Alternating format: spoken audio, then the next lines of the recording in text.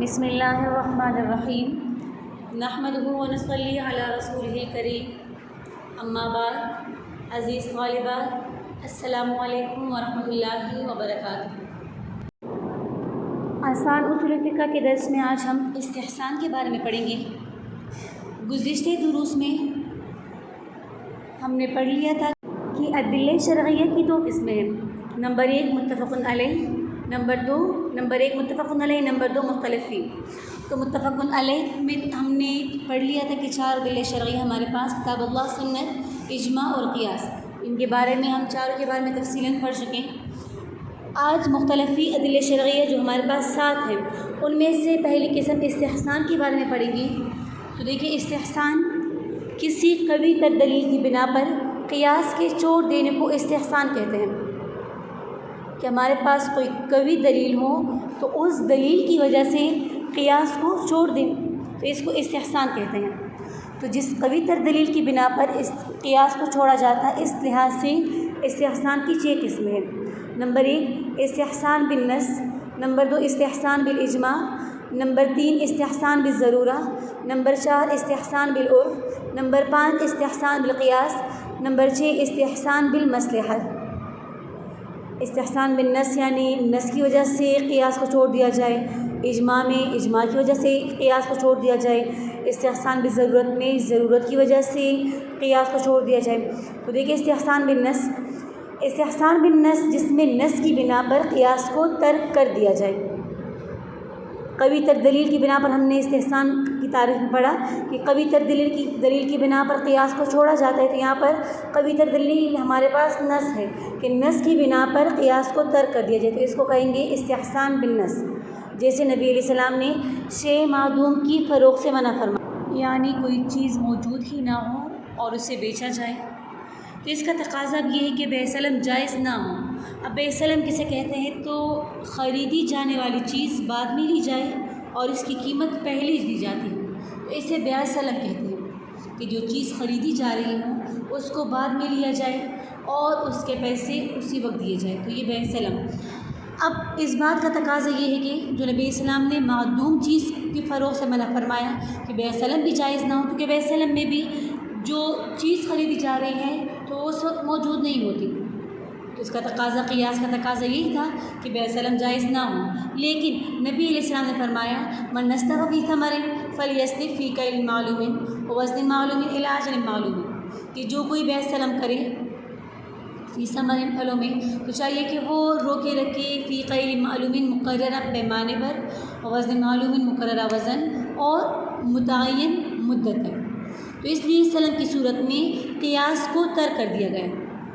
یہاں پر جو قیاس تھا ہمارے پاس کہ بیع سلم بھی جائز نہ ہو، تو قیاس کو نص کی وجہ سے چھوڑ دیا گیا۔ تو یہ ہے استحسان بالنص کی مثال، کہ جس میں نص کی بنا پر، قوی تر دلیل کی بنا پر قیاس کو چھوڑا جائے۔ بیع سلم میں قیاس کا تقاضا یہ تھا کہ بیع سلم جائز نہ ہو، کیونکہ یہ بیع معدوم کی بیع ہے، لیکن اس میں چونکہ نص ہمارے پاس موجود ہے، نبی علیہ السلام نے اس کی اجازت دی ہے کہ کچھ شرائط کے ساتھ بیع سلم جائز ہے، لہٰذا اس بنا پر قیاس کو ترک کر دیا گیا۔ یا قیاس کا تقاضا یہ کہ بھول کر کھانے پینے سے روزہ ٹوٹ جائے، کیونکہ نص میں مطلق عقل شرب سے روزہ ٹوٹنے کا حکم ہے کہ کوئی مطلقاً کھا لے پی لے، اس سے روزہ ٹوٹ جاتا ہے۔ تو اس میں پھر قیاس کا تقاضا یہی تھا کہ اگر کوئی بھول کر کھانا پینا کر لے تو اس سے بھی روزہ ٹوٹ جانا چاہیے۔ لیکن یہاں پر قیاس کو چھوڑا جا رہا ہے کس بنا پر؟ اس حدیث کی بنا پر، کہ حدیث میں ہے من اکل او شرب ناسیا، کہ جو کوئی کھا لے یا پی لے بھول کر، فلیتم صومہ، تو اسے چاہیے کہ اپنا روزہ پورا کر لے، فإنما أطعمه الله وسقاه، کیونکہ اس سے اللہ تعالیٰ کھلاتا اور پلاتا ہے۔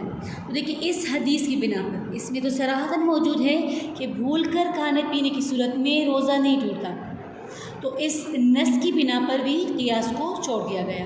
تو یہ ہے استحسان بالنص کی مثال۔ پھر ہے استحسان بالنص کی دوسری قسم، استحسان بالاجماع۔ تو اجماع کی وجہ سے قیاس کو چھوڑ دیا جائے۔ تو دیکھیے، قیاس کا تقاضا یہ ہے کہ سامان کی تیاری سے پہلے ہی کاریگر سے اس کی خریداری کا معاملہ طے کرنا جائز نہ ہو، کہ نبی اسلام نے معدوم چیز کی بیع سے منع فرمایا ہے، مگر اس صورت کے جائز ہونے پر اجماع ہے اجماع اسی پر ہے کہ سامان کی تیاری سے پہلے ہی کاریگر سے اس کی خریداری کا معاملہ طے کر دیا جائے، تو یہاں پر اس اجماع کی بنا پر بھی قیاس کو ترک کر دیا گیا۔ پھر ہے استحسان کی تیسری قسم، استحسان بالعرف، یعنی عرف اور عادت کی بنا پر قیاس کو ترک کر دیا جاتا ہے۔ جیسے اجارہ کے لیے نفع اٹھانے کی مقدار کی تعین ضروری ہوتی ہے، یعنی کوئی چیز اگر کرائے پر دی جا رہی ہو تو اس کے لیے اس نفع اٹھانے کی مقدار کو متعین کرنا ضروری ہے۔ اب اس بات کا تقاضا یہ کہ حمام کا اجارہ درست نہ ہو کہ اس میں نہ پانی کی مقدار متعین ہوتی ہے نہ وہاں ٹھہرنے کی مقدار، لیکن عرف کی بنا پر اس کو جائز قرار دیا گیا، لہٰذا عرف کی بنا پر قیاس کو چھوڑ دیا گیا۔ چوتھی قسم ہے استحسان بالضرورہ، کہ قیاس پر عمل کرنے میں حرج اور تنگی پیدا ہوتی ہے، یہاں پر بھی قیاس کو چھوڑ دیا جاتا ہے اور یہ استحسان بالضرورت ہے۔ جیسے قیاس کا تقاضا یہ کہ کنواں اس وقت تک پاک نہ ہو جب تک ناپاک پانی اس سے نکالنے کے بعد کنویں کی دیواریں دھو نہ دی جائے۔ اگر کنواں ناپاک ہو جائے تو اس میں قیاس کا تقاضا یہ کہ جتنا پانی اس میں تھا وہ بھی نکالا جائے اور ساتھ میں پانی نکالنے کے ساتھ ساتھ اس کی دیواریں بھی صاف کر دی جائیں۔ مگر اس میں شدید حرج تھا، کافی تنگی تھی اس بات میں کہ پانی نکالنے کے بعد اس کی دیواروں کو بھی دھویا جائے، تو اس لیے پانی کے نکال دینے کو کنویں کی دیوار کی پاکی کے لیے کافی قرار دیا گیا۔ تو یہ استحسان بالضرورت ہے کہ ضرورت کی بنا پر قیاس کو چھوڑ دیا گیا۔ پانچویں قسم ہے استحسان بالمصلحت، کہ استحسان بالمصلحت یہ کہ کسی مصلحت کی بنا پر قیاس کو ترک کر دیا جائے۔ جیسے قیاس کا تقاضا یہ کہ کاریگر سے اگر کوئی چیز ضائع ہو جائے تو وہ اس کا ضامن نہ ہو، اس سے اس کی ضمانت نہ لی جائے کیونکہ وہ امین ہے، اور امین سے جو چیز بغیر تعدی کے ضائع ہو جائے، یعنی اس میں بلا ارادہ اسے ضائع ہو جائے تو وہ اس کا ضامن نہیں ہوتا۔ مگر مصلحت یہ ہے کہ اس طرح کی رعایت سے فائدہ اٹھا کر فی زمانہ بددیانت لوگ جری ہو جائیں گے اور لوگوں کے حقوق ضائع ہوتے رہیں گے، اس لیے ایسے کاریگر کو ضائع شدہ سامان کا ضامن قرار دیا گیا۔ تو یہ ہے استحسان بالمصلحت۔ یہ قیاس تو یہی تھا کہ اس پر کوئی زمان نہ ہوتا، اس سے پیسے نہ لیے جاتے، لیکن اس طرح پہ لوگ جری ہوتے جائیں گے اور قصدن دوسرے کا مال ضائع کریں گے اور یہی کہیں گے کہ یہ غلطی سے ہوا، تو اسی مصلحت کی بنا پر اس میں اس کو ضامن قرار دیا گیا۔ پھر ہے چھٹی اور آخری قسم استحسان بالقیاس الخفی، یہ ہے کہ واضح قیاس کو نسبتاً کم واضح لیکن قوی قیاس کی وجہ سے ترک کر دیا جائے۔ جیسے شیر، بھیڑیے وغیرہ درندہ چوپایوں کا جوتا ناپاک ہے۔ اب ظاہر قیاس کا تقاضا ہے کہ چیل، باز وغیرہ کا جوتا بھی ناپاک ہو، یہ بھی درندہ ہے، مگر قیاس خفی یہ ہے کہ چونکہ یہ چونچ سے پانی پیتے ہیں اور چونچ ہڈی کی ہوتی ہے، ان پر پرندوں کا لعاب چوپایوں کی طرح پانی تک نہیں پہنچتا جو ناپاک ہے، اس لیے ان کا جوتا پاک ہونا چاہیے، چنانچہ اس قیاس خفی کو قبول کیا گیا۔ تو یہ ہے قیاس خفی کی بنا پر، یعنی واضح قیاس کو نسبتاً کم قیاس کی وجہ سے ترک کر دیا جائے۔ تو یہ استحسان بالقیاس الخفی تھا۔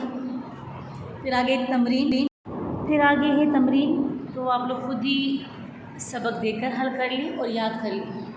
تو یہ تھا آج کا سبق، امید ہے آپ لوگوں کو سبق کی اچھی طرح سے سمجھ آ گئی ہوگی۔